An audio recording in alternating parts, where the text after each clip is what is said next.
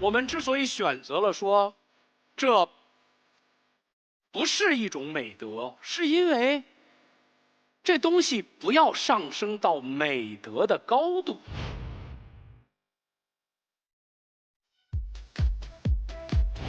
我特别喜欢今天这个题目，这个题目出的实在是太好。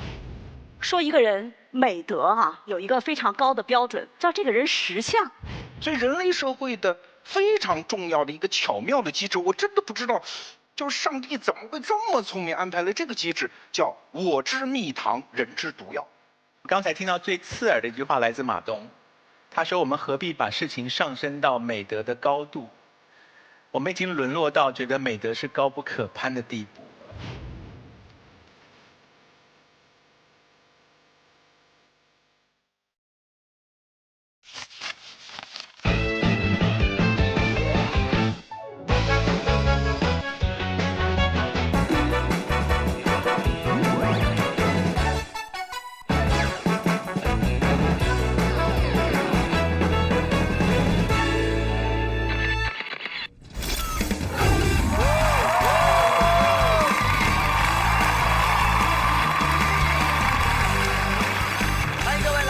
奇葩说，今天的男神是苏有朋，欢迎。有朋导演最近有一个新的作品，叫做《嫌疑人 X 的现身》，这个是他转型做导演之后的第2部的大作了。是，其实有朋导演这些年来一直都在很努力的尝试不同的这个作品，但是呢，好死不死，每年暑假都会重播还原，所以呢，这个努力会格外的艰辛。因为有朋导演呢不太爱多聊之前的辉煌，不聊《还珠格格》，我们就聊聊紫薇格格。为什么？因为这一次电影的女主角是心如，对不对？是的，是林心如。但是我注意到发表这个女主角的时间，相对于2位男主角来讲晚了很多。是为什么这么晚的发布女主角？这个整个电影的定调还是算是双男主，2个男主的高智商对决这样子。那为什么为了邀请王凯，要跑到云南去找他3次，去邀请他？因为他红啊。为了请一个人来奇葩说，我也去了3次。谁呀？谁这么大胆？3顾茅厕嘛。为什么找何炅就要3顾，找我就2顾啊？不是，没关系。哭什么呀？他其实很忙，所以他差点档期没有办法来配合我们的拍摄，所以我亲自去求他的这样。你用到了“求”这个词。是啊，怎么办呢？他现在又有演技，又有颜值，又有魅力的这种男神不多了吗？哎呀，你心目中一共有多少个男神啊？康永哥也是男神啊。既然要讲场面话，咱们就不聊了。不一样领域的男神嘛。也许人家是真心的呢。这当然是真心的。为什么说也许？我想问一下，私下里问你，私下这是私下做梦啊！小声点吧。好。你心里面真的有男神吗？有。谁呀？你呀。既然要说场面话，咱们就别乱了，不聊了。那么我们也预祝导演的这个作品《嫌疑人 X 的现身》可以得到大家支持，好不好？好。那么要开始今天的辩论了。首先，当然感谢我们的冠名商，掏出来搞，小米手机，谢谢，冠名播出。感谢奶后吐真言的纯真3酿奶对我们节目的联合赞助播出，谢谢。每一期会有2位导师下凡去辩论，那么获胜的队伍将会获得奖励。那么接下来我们通过短片来看看今天的辩题，来，请看。我是佩佩，29岁，摩羯座。从小爸妈就教育我自己的事情自己做，不要给别人瞎添麻烦。我甚至有一个外号，叫村口独行侠。佩佩，我选你很久了，我们在一起吧。不用了，我自己可以的。哎，佩佩，你可是去车站，我帮你领了吧。就你这小细胳膊小细腿的帮我拿东西，我都怕你折了。而且你刚刚新婚，面色发黄，小腿打颤，应该没少做家庭运动吧？万一不小心闪了腰，那就不行，不给别人添麻烦。不用了。他这人咋这样？但有时候总免不了有人来给我添麻烦。佩佩，我这2天搬新家，我可不可以去你们家借宿几天呀？What？ 住我家？怎么可以提出这么没有礼貌的要求？虽然他空窗20多年也没有人照顾，但是明明1张卡就可以解决的问题，为什么要麻烦别人呢？不做一个独立自主的新女性吗？不行。佩佩，你怎么这样？你怎么这么冷漠？就自己一个人过去吧。难道不给别人添麻烦，不是一种美德吗？我觉得我参加的这一场是马来西亚专场。我们会是你的麻烦吗？跟他们2个做队友，我觉得完全不麻烦，更何况对方还有艾丽，我觉得他是整场比赛最大的麻烦。那在奇葩说的辩场上，我确实是个麻烦，所以这次为了第4季奇葩说我能变得好，我专门去健身房学了拳击，学拳击和电乐。我觉得我们今天会有麻烦。感谢掏出来搞事情的拍照黑科技小米手机冠名播出，以及奶后吐真言不添加香精的纯真酸牛奶联合赞助播出。不给别人添麻烦，是不是一种美德？我们首先请我们亲爱的观众朋友来投票。我们100位的观众，你们觉得是不是美德呢？请投票。新趴资格战。本赛段每场比赛2位老奇葩陪1位新奇葩进行对战，获胜队得奖金，2位新趴中表现更优异者晋级，另1人待定。6场比赛后，导师从待定池中复活剩余人选，最终8位新奇葩进入下一赛段。好，3、2、1。有60位的观众觉得是美德，支持正方；有40位的观众觉得不是美德，支持反方。那么今天有个特别情况，因为今天是我们的马来仔3位进入到我们的辩论当中，所以呢，为了公平起见，不管你们谁表现得更为出色，大家都一起进入到待定。好，我们今天要下凡辩论的2位导师是谁呢？康永哥是正方，是美德；罗老师是反方，不是美德。好，那我们也问问其他2位导师的意见好了。全林，你觉得是吗？不给别人添麻烦。罗康在哪里，我就不在哪里。哎呦，女人心海底针啊，真的是啊！我跟罗老师在一起，你不在我这边了，跟着你的心走，你死定了。我在正方。为什么不可以3个导师跟他1个人对？可以呀。好，那我们男神的想法呢？我觉得大家都会很有高见，我其实很想洗耳恭听。在这，我只是想给电视机前的朋友，我们是网综所有在镜头前的观众朋友们，一个提示，就是我觉得这个辩题可能有2个关键，一个什么叫做别人，亲人算不算别人？什么样的亲疏关系的朋友叫做别人？这可能是一个这个辩题的关键点。专业哦，厉害。还有第2个，什么叫做添麻烦？这个麻烦已经到了麻烦的程度，他就不是只是帮我递杯水、帮我个小忙这种，这不叫麻烦。他刚刚那2句话就是给我们辩论的人添麻烦啊。好，那么我们就请2位导师带着麻烦下凡。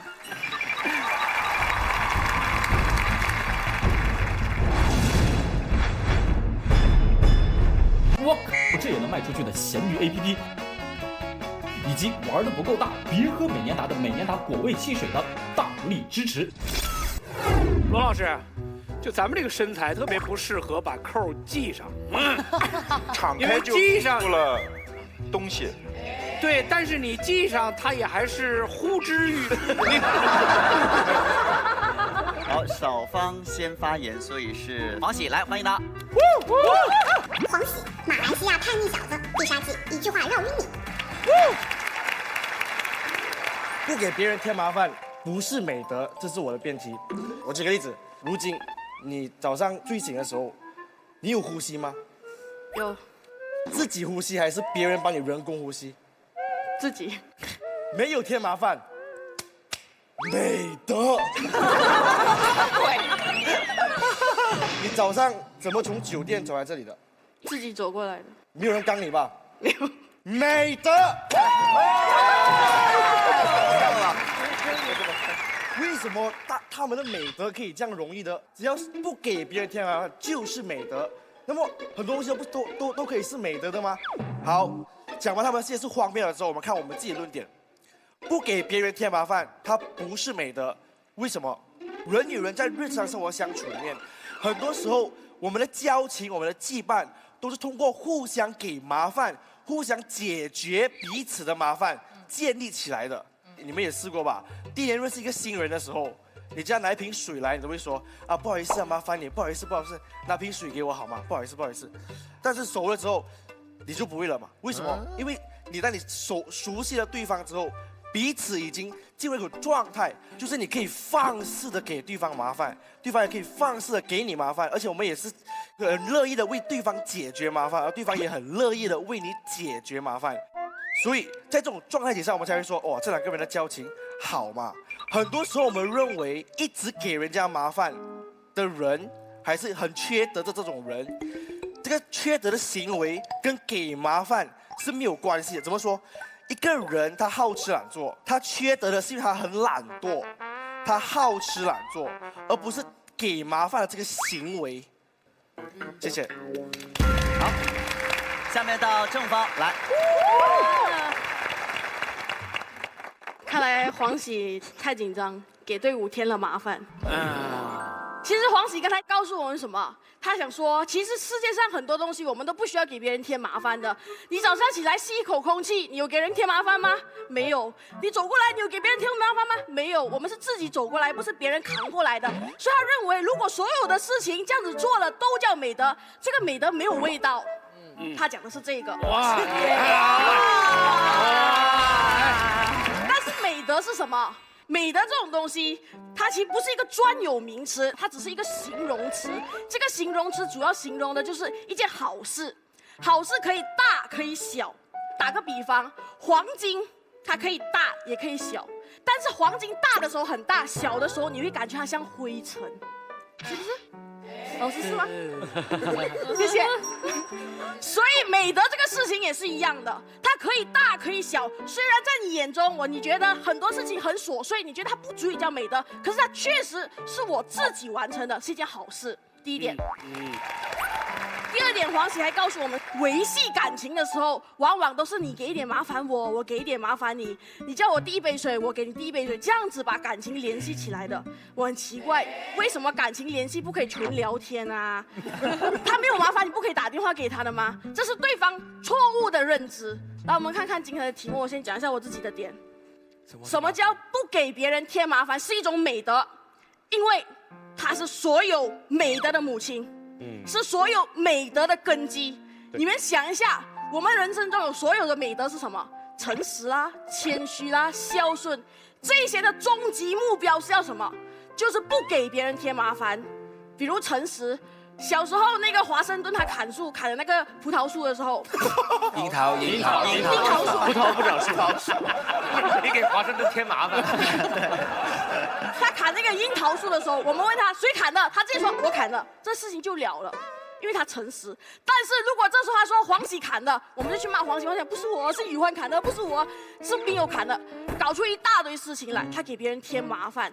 所以诚实的目标是为了不给别人添麻烦。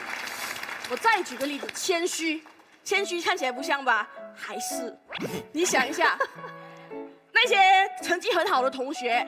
我们的妈妈问他：“哎，小明，你考多少分啊？100分。”如果小明懂得谦虚一点，哎呀，我考到一般而已啦，他是不是没有给我添麻烦？也行，这都行啊？可以。当然行。他没有谦虚，结果他给我添了麻烦。这根基目标还是为了不给别人添麻烦。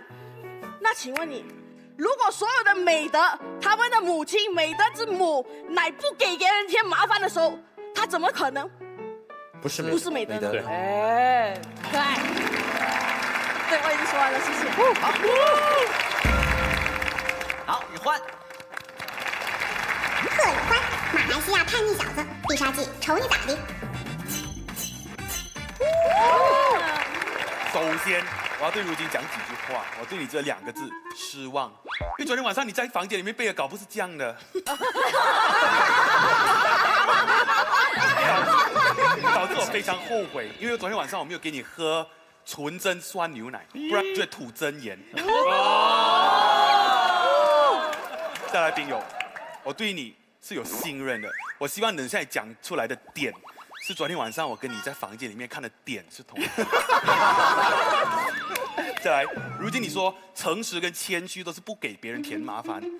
其实你是不给自己添麻烦。你用华盛顿的例子，到底谁砍了那个樱桃树？但是他诚实的话，有2个原因。第一个原因可能他知道他爸爸喜欢诚实的孩子。第2个原因会不会是因为他手上还拿着那个斧头呢？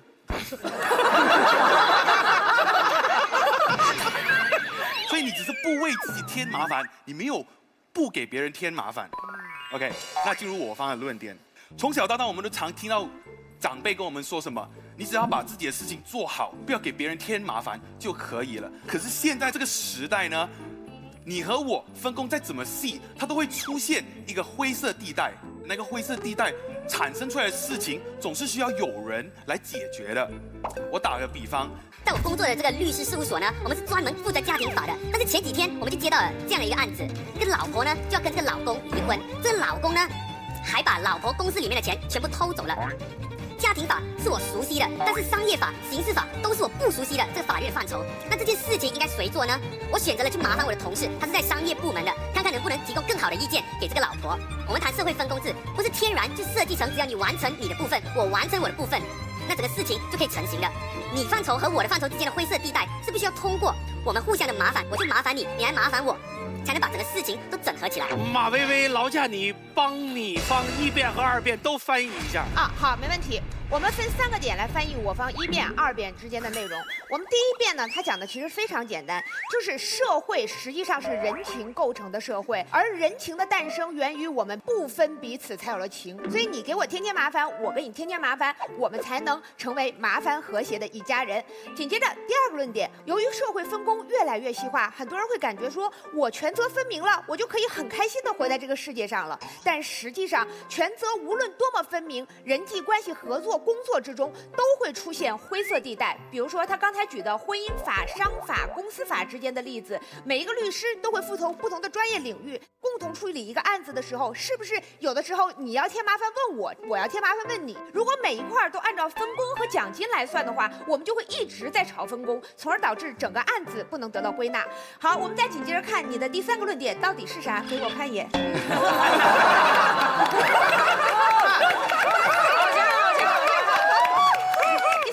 也很简单，他说啊，还有一种人是非常苛刻的人，他喜欢对别人工作高要求。可能有朋导演或者说我们这个康永哥在做导演的时候，要求就不会随随便便。苛刻的导演是特别爱给人添麻烦的，妆不对不行，发型不对不行，光不对不行，哎呀你这个表情不到位，快点重来一遍。这种人看上去是在给别人添麻烦，实际上他是对一个行业服务水准要求的不断提升，可以使人进一步的发展起来。谢谢。好，下面了，来，好，我来直接回答把薇薇姐的问题啊。刚才我们说了很多灰色地带，有很多活是分不清的，那我自己干就行了，你干嘛把活推给别人呢？对不对？朋友之间互相添麻烦，好，但问题是解决别人的麻烦是美德，是我帮他解决了这个问题，这是美德。我们把主动方给搞反了。好，那么再说一下刚才说的关于灰色地带的问题啊。其实人类不断的进步史就是灰色地带变得越来越狭窄的历史。我们就是在进行分工明确，不同人干不同的活，不要互相添麻烦。我是个农民，我种好地；你是个面包商，你做好你的面包，我们互相交换，社会不断进步。但如果我今天地没种好，我说来，你帮个手，帮我种下地；明天你面包没好，来，我帮你做下面包啊。那谁都进步不了，所以我们人类的进步史就是一个慢慢的不给别人添麻烦的史。回答完了。好，那现在说一下我的自己的观点，我特别想从美德这2个字深入分析一下。各位朋友，我们成年人之间互相讲话，会说美德吗？说你要做这件事儿，因为这件事儿是一种美德。你以为你是臣民啊，对吧？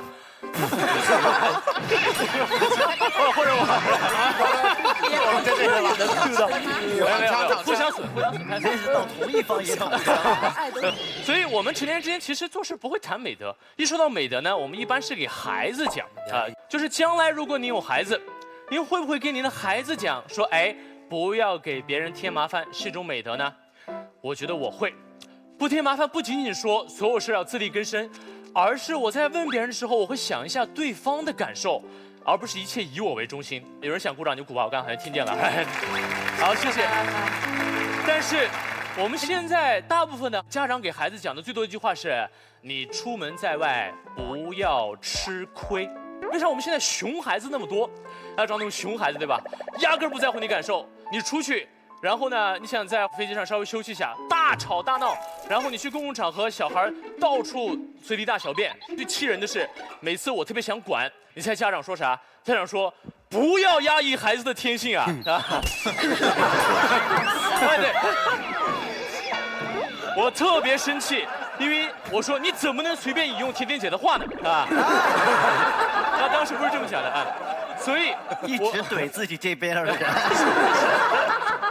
如果我们不给孩子讲，小的时候他就会变成一个熊孩子，长大以后呢，会变成那种特别讨厌的室友。我认为最讨厌的一对室友就是说个啥话都带一个语气词，就是背。比如你去吃饭，说哎，帮忙打个饭呗啊。你去打水，然后你说哎，帮忙打杯水呗。你去打扫宿舍卫生，他说哎，你帮我也扫一下呗。我说呗，来。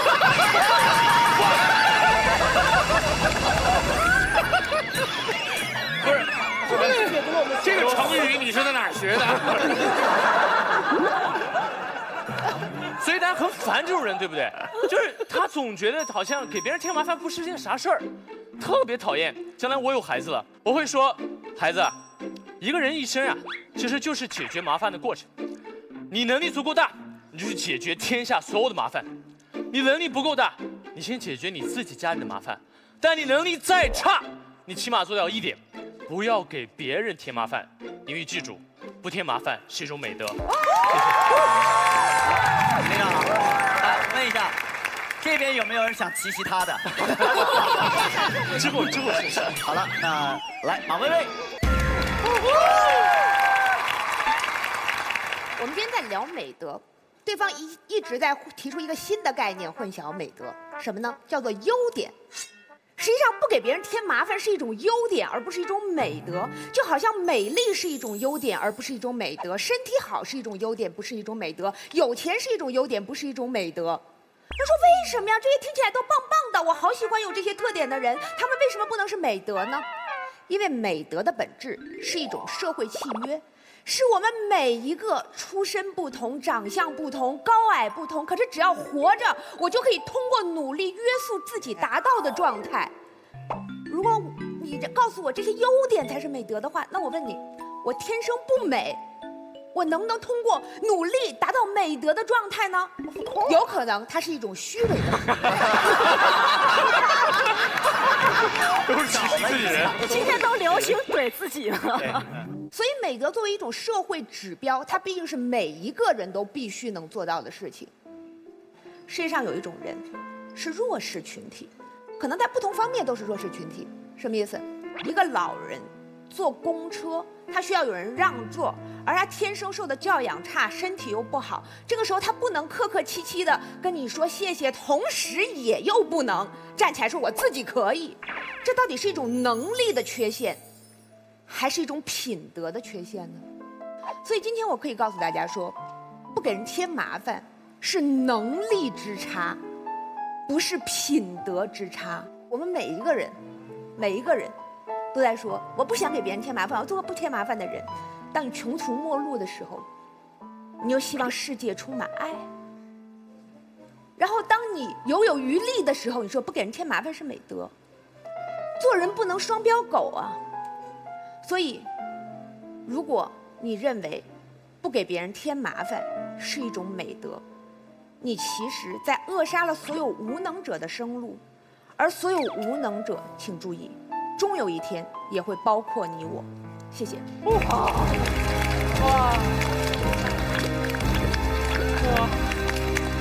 可以齐席吗？可以。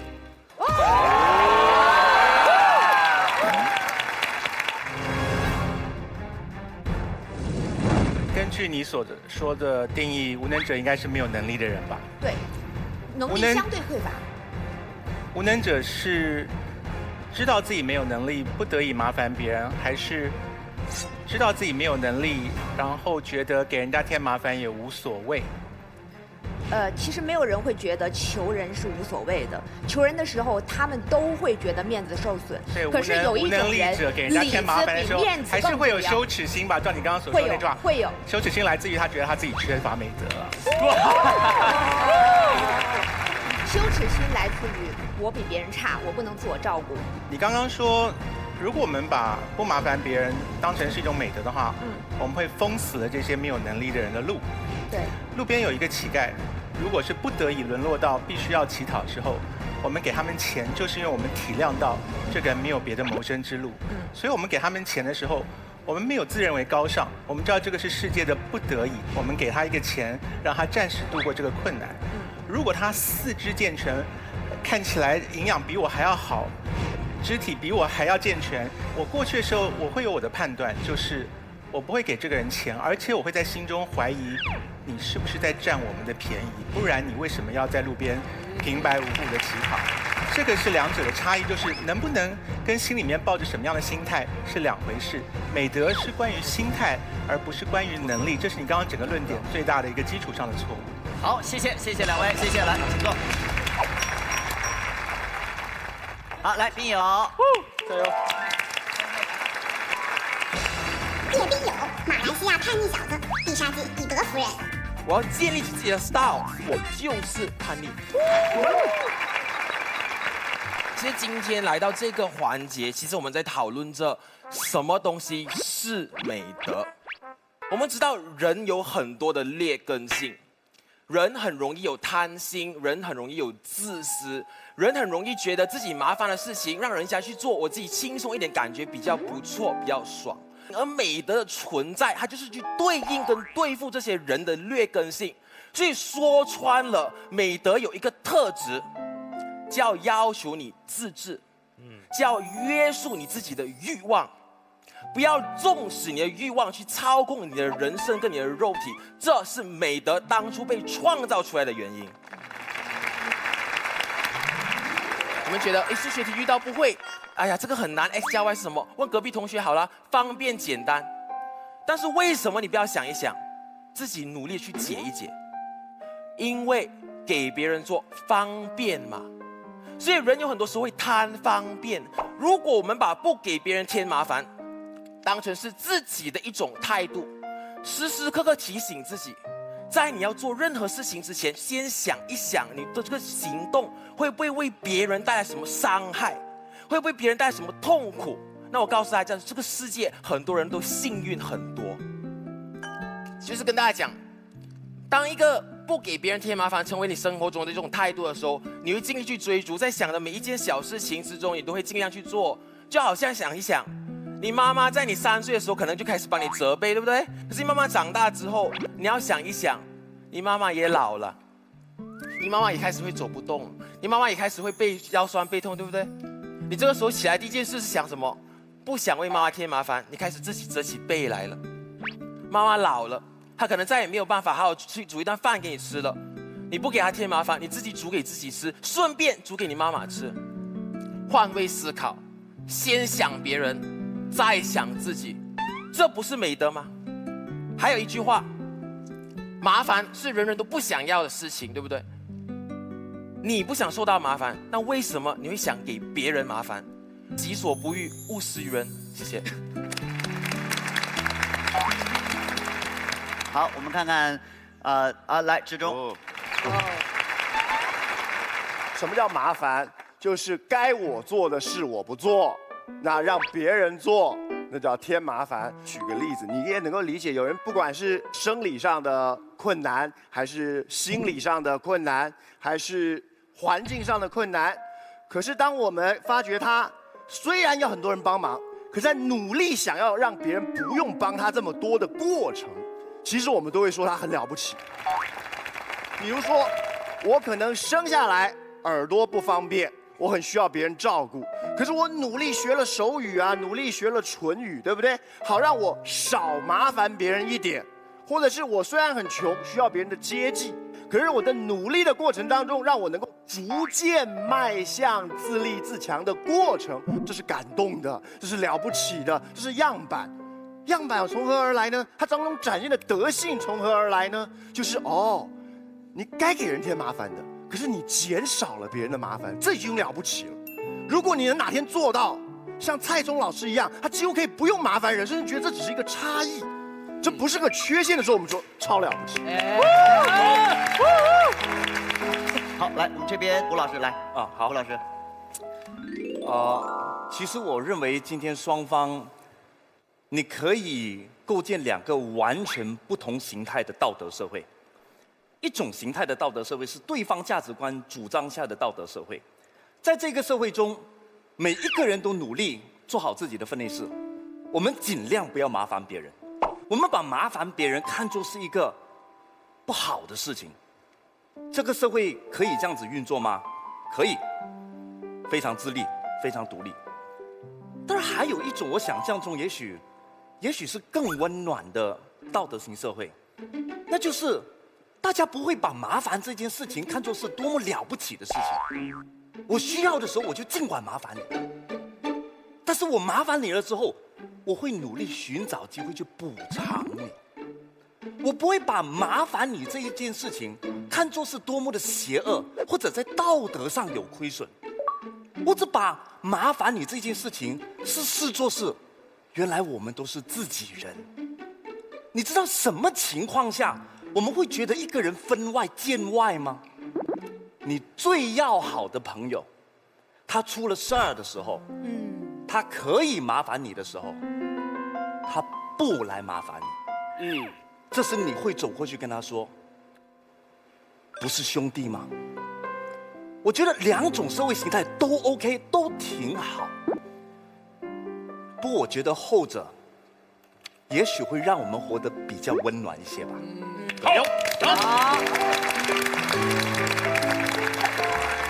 我们可以说话吗？当然呀。因为这康永国说完了，我们就没话可说了。那个，来吧。其实我觉得刚才建彪说的特别对，我们举2个典型社会，日本人的社会和中国人的社会。日本人信奉的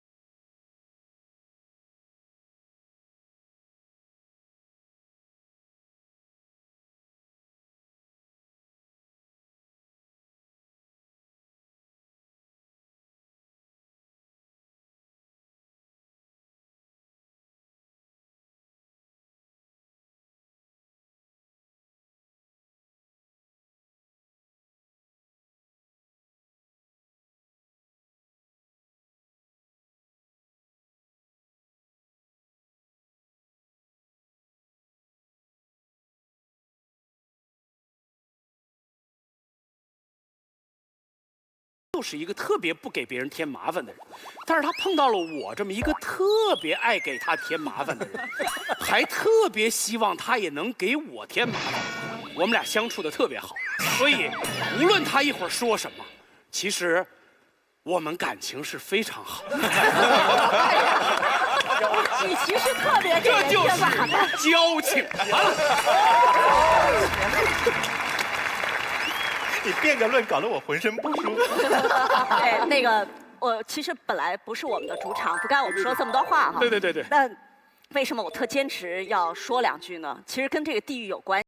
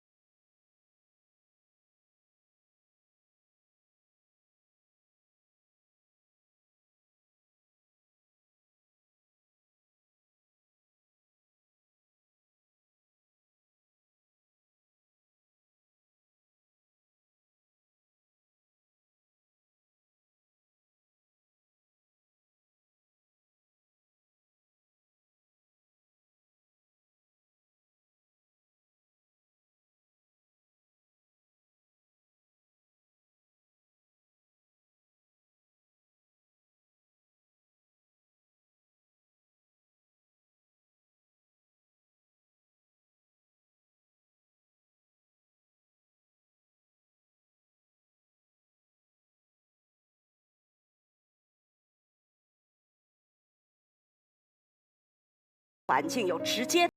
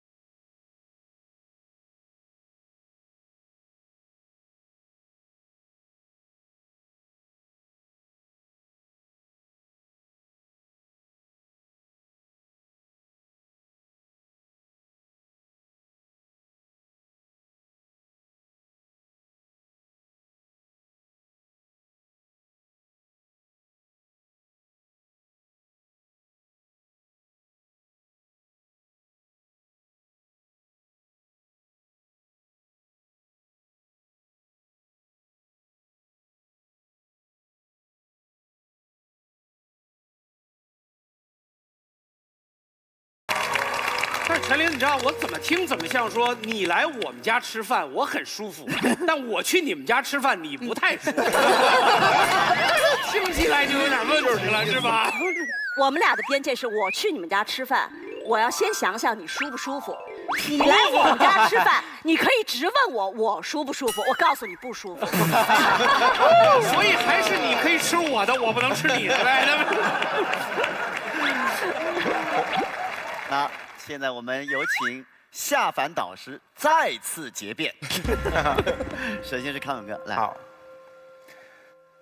往日有一个大亨叫做杜月笙，杜月笙讲了一句我非常认同的话，他说：“从来都不麻烦别人，那不叫做人情，人情是你麻。”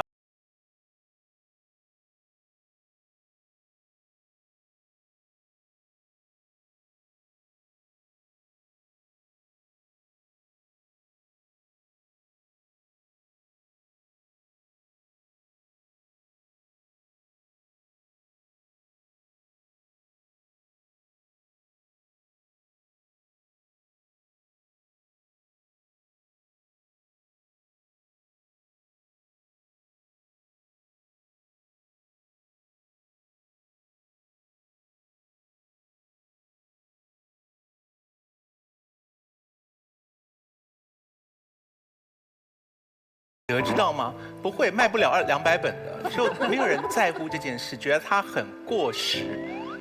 可是，奇葩说。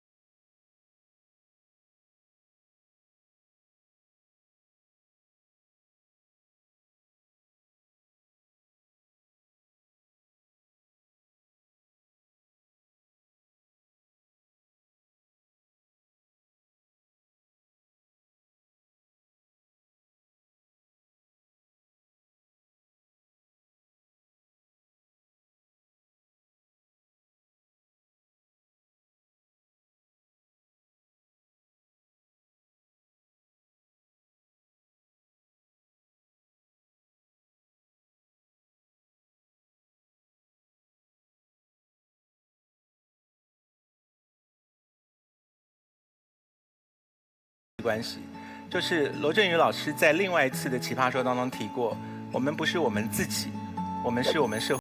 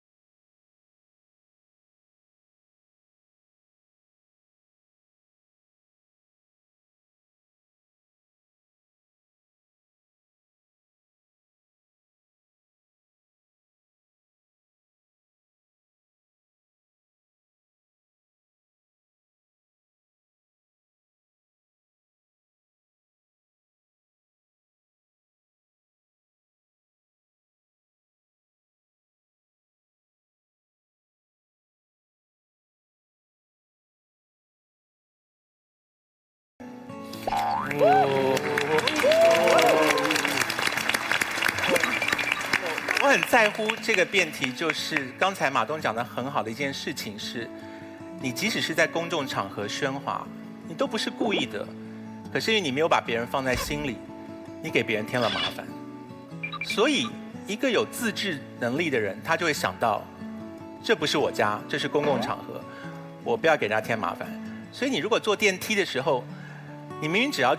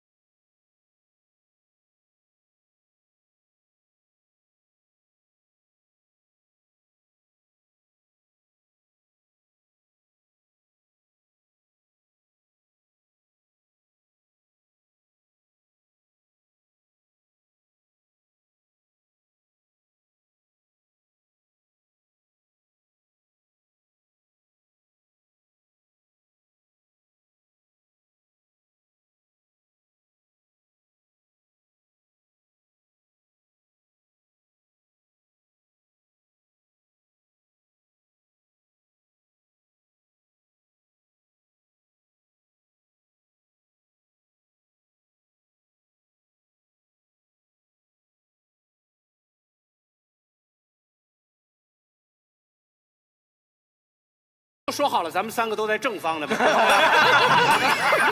哦，好，现在该反方的你说了。我本来以为最后辩会占点便宜，差点被康永哥说服，还没有。挣扎一下啊，最后挣扎一下。今天这个题目出的实在是太好，不给别人添麻烦，是一个每个人都懂的词儿，但是这个词儿你发现你不大常用，它到底在描述什么？大家不自觉的会回到定义它。好，我想了一下，我过去几年，我每一次用到这个词儿，都是在一种情况下，就是别人帮了我一个忙，然后我说：“哎呦，给您添麻烦了，不好意思。”是不是？每个人几乎都是在这个语境下使用这个词儿。请问，我缺德了吗？那这个语境其实很好理解嘛，翻译一下嘛。给别人添麻烦，就是发生了一次协作之后，我们互相应该表达的态度。就像我们来到奇葩说录制，临走，我会不会跟马东说：“哎，给你添麻烦了啊，谢谢啊，您受累。”哎，他也会说类似的话。所以给别人添麻烦，本质上是协作，这是很清晰的定义。好，当我们正本清源到这个概念的时候，我们就知道有2件事情会发生。刚才对方辩友特别想把麻烦体现为一种怎么说呢，对别人的伤害啊，甭管是轻的还是重的。但是人类社会有一个特别重要的机制，人类是会协作的。对啊，所以我们经常会说一句：“给您添个麻烦”，然后我们完成协作。所以人类社会的非常重要的一个巧妙的机制，我真的不知道，就是上帝怎么会这么聪明安排了这个机制，叫我之蜜糖，人之毒药。举个例子说，我今天如果要掏出小米手机搞事情，我发现没电了。OK， 要给各位添麻烦，谁有充电器啊？我愿意花500块钱买你的充电器用1个小时，因为下一个电话对我非常重要。我给您添麻烦了，500块钱可能对你是笔钱，但是充电器给我用1个小时，对你什么都不是。但这1个小时充电对我非常重要，这是人类社会繁荣到今天的基本机制。它怎么可能跟美德相关呢？康永哥，一会儿我会解释美德这个事儿。其实这是第一件事，没有关系。反正你也没有机会说，我不可以我知道。第2件事情就是我们每一个人在社会上赤条条生下来，我们没有任何权利，没有任何资源，但是我们有一件事情可以做，叫发行社交货币。发行一个货币，就是给别人添个麻烦。怎么发行社交货币？我举一个今天凌晨发生的事情。昨天晚上奇葩说录制完，我回去的路上是午夜2点，然后突然来了一条微信，马东发的，说今天的录制有没有什么问题，有没有什么建议，你告诉我。他群发的。我作证。我懂。瞬间，像我们这样的老江湖，4个念头冒出来。第一个念头，给我添麻烦，因为你明知道我也没啥意见，有意见我也说了。第二，会来事儿。第三，一定是群发。第四，能做到这么细致，兄弟佩服。这4个念头同时浮现出来，从一个麻烦开始，从我佩服他这个人结束，这就叫发行社交货币。添麻烦是我们最正常的发行的方式。好，下面我们来谈美德。我也希望我有一天能写一本关于美德的书，但是我觉得往美德的那个长长的名单里添加一样新东西，还是要小心。美德这张名单已经很长了，善良，包括全玲讲的对自我的克制，包括勤奋等等。谁在美德的名单当中，任何民族、任何文化曾经有过一条叫不给别人添麻烦呢？所以，如果今天我们现场真的一会儿大家要投票，把这一条添进去的话，我觉得要小心，因为有可能它不符合人类的基本智慧方式。我知道中国的一代中学生都是在考场上被训练出来的，他们进入工作单位之后，因为我也是一公司的老板，我知道他们最大的缺陷是，他们有强烈的考场思维。他们觉得领导给他的一切任务都在考他，拿出成绩单，然后你得表扬我，你得激励我，这是一个闭环。他忘了一件事情，从考场到单位之后，最大的一个变化是，任何考试题、任何考试，你都可以去抄啊。就这一个变化，这个变化叫什么？叫求助，叫协作。如果有人给马东出了一道题，请做一档叫《奇葩说》的节目，他一个人不给任何人添麻烦，然后玩他一人儿，那就是中国绝大部分学生在毕业之后进入单位的基本思维方式。但是马东学会的是什么？无论何炅愿意不愿意，我进入他的厕所叫三顾茅厕。对他，甚至我觉得要比他刚才讲的什么你到我家吃饭，我觉得很舒服。不，你就不舒服。你就是不愿意来，你躲到厕所里，我追进去，我给你添麻烦，最后我成功的说服你了 ，OK， 最后皆大欢喜，这叫发行社交货币，这叫一切都可以打小抄，这是真实的社会。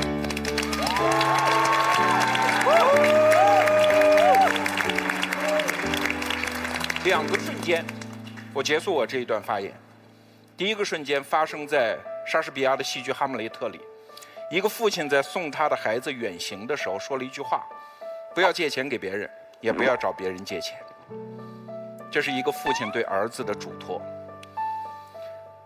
还有一个瞬间是27年前，我上大学，我的父亲最后对我说的一句话，说爹妈再帮不了你了，自己一人闯江湖去了，10几岁，学会4个字，学会求助。27年后，我觉得我的父亲比《哈姆雷特》那部戏里的父亲要睿智、聪明、伟大。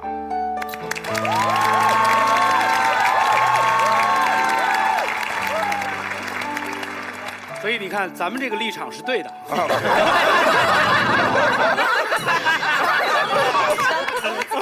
我还是觉得以后我必须要逼我们场上2位不下凡辩论的导师亮出自己的地方，不能让马东这种人来回跑。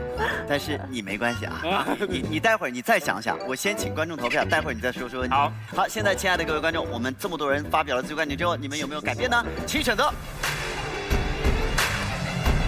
3、2、1。使用手机百度搜索奇葩说，说出你的辩论观点，加入奇葩说吧，说出你的辛辣观点。登录新浪微博参与奇葩说话题词讨论，加入微博奇葩辩论团，一起比比起来。泡圈泡剧泡爱豆尽在爱奇艺泡泡社区，快来关注奇葩说的爱奇艺泡泡圈子吧。微信关注米味小卖部，买好厉害薯条，看新老奇葩斗智斗勇，吃好厉害薯条，数你厉害。关注微信公众号东西门，讨论节目辩题，看节目未播花絮，共赴有趣的高潮。我们先不公布答案，我们来听听看有朋的观点。刚刚我觉得罗老师说的东西其实听起来很正确，可是我觉得他没有逃离康永哥讲的这个大范围。康永哥其实定义了，不是不能求助，是基于我们的人际关系，你有没有超过我们人际关系 ，X for more， 超过我们人际关系的东西，那个叫做添麻烦。所以，我们今天的题目其实是不应该添麻烦，而不是不应该建构人际关系或是求助。我觉得点在这里。这么冷静啊，我男神，要不然怎么做男神？男神好厉害，来，请你出好厉害薯条来，谢谢。我觉得施永鹏当了导演之后，真的会发现，导演是一个特别需要向人家求助的工作。当导演之后，如果你不拓展人际关系，然后不好意思向专业的人求助，你根本完成不了事情。所以的确是那个对我们来讲是新的经验。可是那个并不是添麻烦，对，那个不是麻烦，那就是我们的那个建立专业上的互相对合理范围内。最后想讲一个很搞笑的事情。不是段子，我是觉得，因为我今天听到一个我不同意的观点，就是说很有能力的人不会给别人添麻烦。我前一段时间就被一个非常非常有能力的人添了麻烦。他是我的一个非常非常成功的一个朋友，他听说我来奇葩说之后，他就给我添麻烦，要我弄一张奇葩说的门票。后来我就要到了这个门票，但是搞笑的是，我终于要到了，要给那个朋友的时候，我就觉得想听听看他对我们节目的那个表扬嘛，我就说亲爱的，你为什么想来奇葩说啊？他说因为我喜欢高晓松。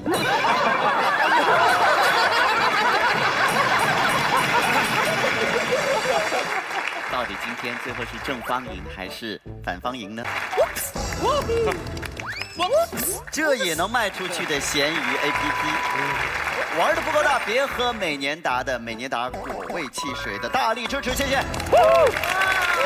另外大家要用吃嗨了喝嗨了不如看嗨了的爱奇艺 VIP 看视频，谢谢。来看一下最后的结果揭晓，来，请看。好，祝贺反方获胜。祝贺反方获得了由纯真酸牛奶提供的纯真奖学金10万，来，祝贺。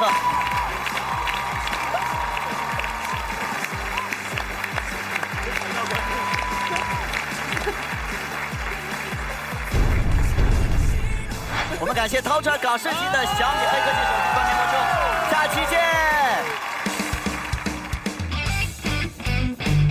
今天微微的这个表现让我很惊恐，我觉得他真的很能说，真的。当时很兴奋啊，因为康永哥是一个很厉害的人，他思维啊，还有他的思想深度以及他的语言能力都非常强。我觉得康永哥他会用一种比较聊天的方式来帮你拨清思路。这次比较好玩的事情是坐到他们身边去，可是不可否认的是，他们依然是把我们当老师看待，所以当我们表现比较凶一点的时候，他们也不好意思顶嘴回来，这对他们来讲比较吃亏吧。孩子，你要做个有美德的人。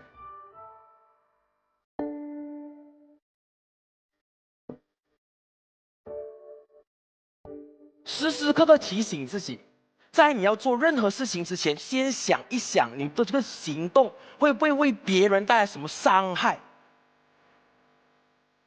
美德这张名单已经很长了，善良，包括全林讲的对自我的克制，包括勤奋等等。可是如果我们心中还怀着一丝对于美德的向往，我们将来死掉的时候，我们心里会比较宁静。